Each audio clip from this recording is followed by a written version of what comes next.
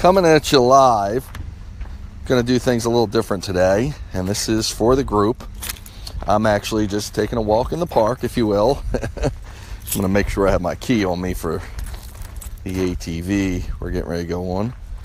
And I'll clue you in on 1 sec on what's going on here, if I can figure this out myself.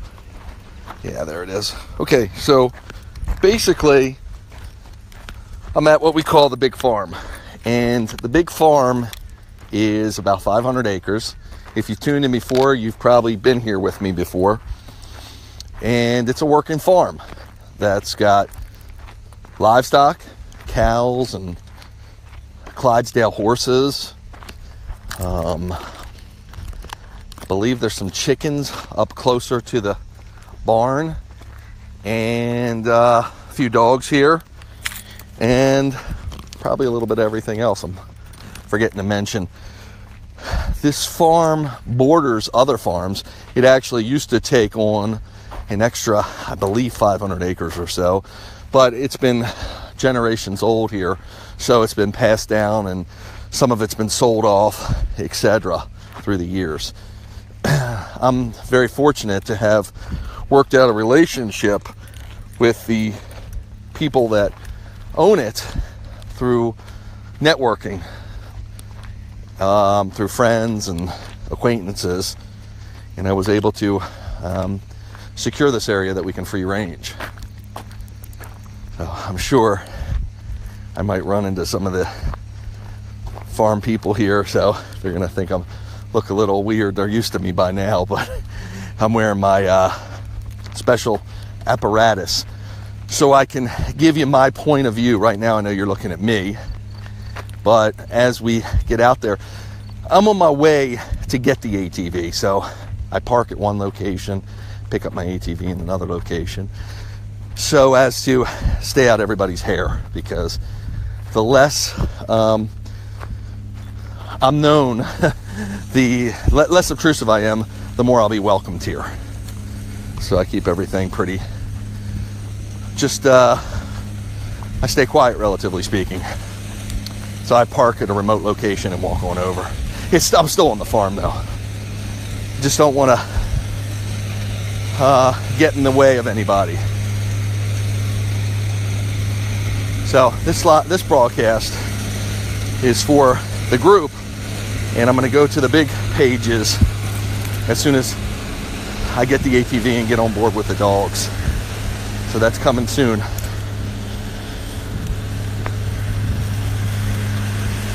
Moving at a good clip. Sorry if I'm getting a little winded. You might hear some of the dryers. They're working. They store their different crops after they harvest them, from corn to grains, into these big silos. And what the silos do is dry them out, because they're worth more when they're dry, or they humidify them. I forget. I'm not a farmer by trade, so I get a little confused here. So I'll give you a view. Whoop, I just hit myself in the head and I lost the camera. Dropped the camera and hit myself in the head. I apologize. So let me get you on board here. I'm going to give you a view of everything we do, of what's going on here. So basically, this stays plugged in until I use it. It is an electric ATV. And hope I'm giving you a big enough view here. So I'm just gonna back it out, and you can see, if you, I'll try to point the camera. These are the silos I was just talking about, that holds the different crops to make them in preparation for selling them, so they can get the most for them as they dry them out, because I believe they're worth more in that state. So right now I'm driving back down to the dog bus where the dogs are, and I've got to maneuver my way through here. Some of these grounds are a little difficult to steer. I haven't broadcast this way before, so I apologize if you're not getting the best view. I'm trying my best. I'm going to switch my camera to the other side. I see. I tried to go just like that.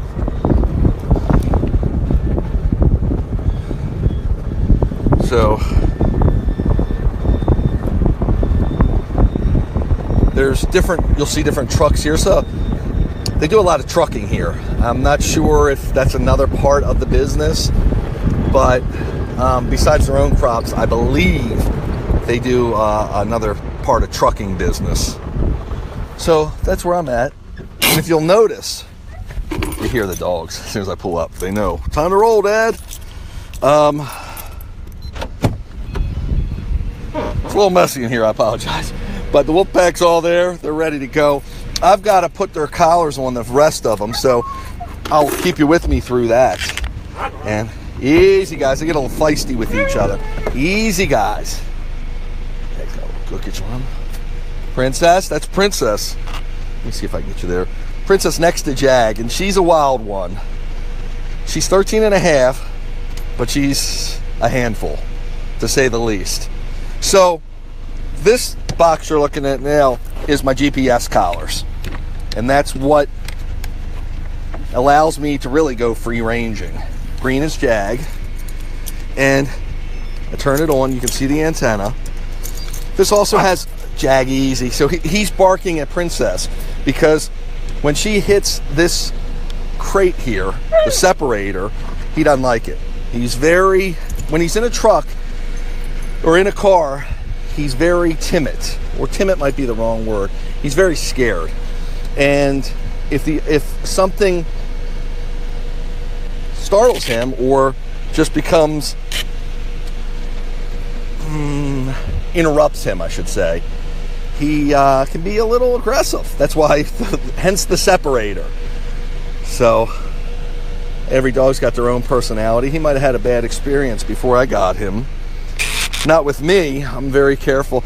I actually had him riding with the pups. Well, I call them pups. They were all puppies. The three, Jag, Chase, and Zorro, used to ride together in the same seat. He would sit on them, and if they moved, one of them moved, he'd do that same bark. He'd sound vicious, and he'd snap at them. Now, they wouldn't fight back. They were puppies too. They wouldn't be able to hurt each other too bad. But he ruled the roost. So as he's become an adult, I've given him his own area. And Princess too, she's a lot when she's driving because she's nervous Nelly. She paces, she moves all over, and if she's with the other dogs, they don't like all her anxieties and nervousness. So that can become a little confrontation too. So she gets her own little place. You can see they have their own watering areas. Hello, Mimi, good to see ya. I put for extended trips, and I always like to give them access to water. That's just a water bowl I purchased at one of the pet stores, and I purchased the one that would fit the commercially available no spill bowls. That way it makes it easy when we're riding down the road, it won't spill the water. So that's how I put. Now Jag, you only see me put on Jag's collar right now because all the other dogs have the collars on except for, and the reason being because Jag's sensitive to the collar, and it always seems to be a pain in the butt. Good to see you too, Mimi. Thanks so much. So because of that, I put his on when we get to the location we're going. And he's patient for me to do that. Now the other thing I got here, I know it says Princess, but this is actually one of my older collars. This has become the dog collar cam, and I've done lots of development on this, how to best put a camera on a dog's collar, because I want to get the best shot possible, and it's really neat seeing everything from a dog's perspective. So this is a GoPro Hero Session 5, the newest one, and I like to get the newest technology because as they get better technologies, stabilization becomes better, battery life becomes better, everything becomes a lot better. So therefore, since I'm putting it under kind of duress by putting it on the dog's collar, it's going to be going through water. They're mostly all waterproof anyway. But since I'm going to be putting it through the ringer, I would like the best available product out there. So now what you see me doing, and again, this is a little bit behind the scenes. I normally don't show this. I have a remote just to cut the collar off if we just sit around and we're hanging out, getting the dogs a rest. And I'm going to put this on Chase today. He's sitting around.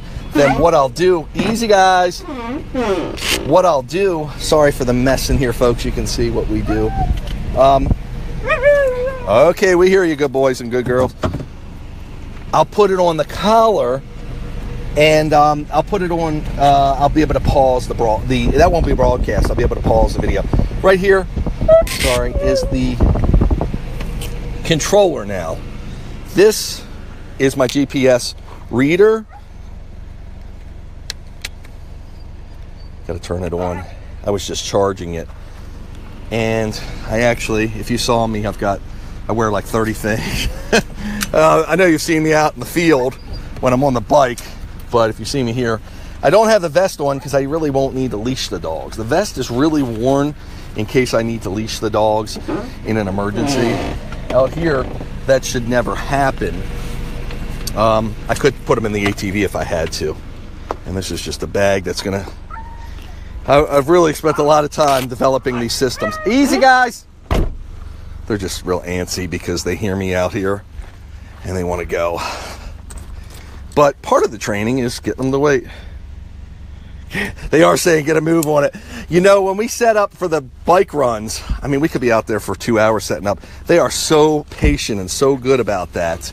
And I've taught them over the years.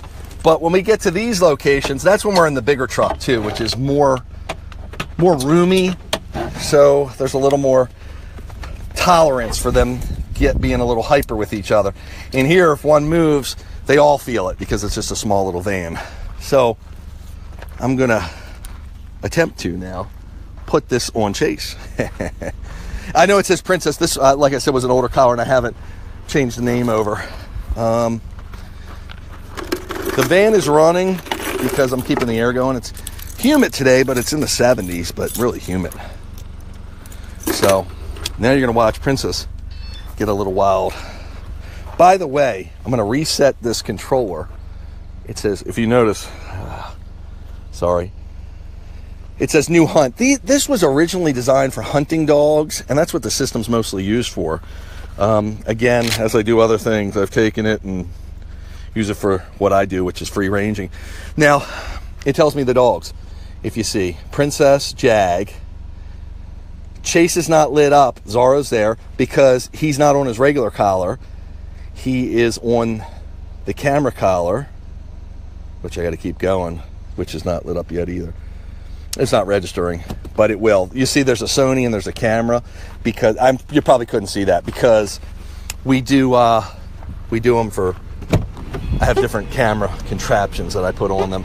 The camera's really lightweight. It doesn't interfere with them at all. And never gotten a complaint. I've lost a camera here and there. So I've perfected my attachment systems. Now you're gonna watch them. Let's see. Stay. Good boys. Now I'm gonna try my best to show you how this goes. Easy. Princess is gonna get a little jealous because I actually usually let her out first. She is the oldest. She's the most competitive and she wants to be the alpha, and I let her assume that role most of the time. The boys do as well, even though she's older and they are in better shape. She's got the wisdom and the knowledge because of the age. So that's how I put that on. I turned it on. Let's see if free. Boy, free. Sort of snuck out there for a sec.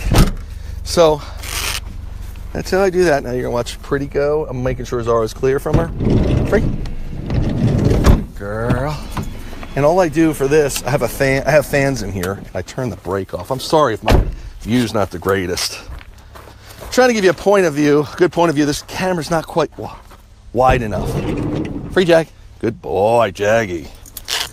So from here, folks, I'm going to go to the big channels, I call them the big boards, and do my broadcast there. I hope you enjoyed this little behind the scenes. I'll get going here for a sec. Come on, Jack. I'm trying to see where you, so you can see everything that I see. That's like dead in front of me. Come on, Jag. And you can see, now usually in these fields there's cows, which is pretty cool, and sometimes a bull lurking in the area, so you gotta be careful.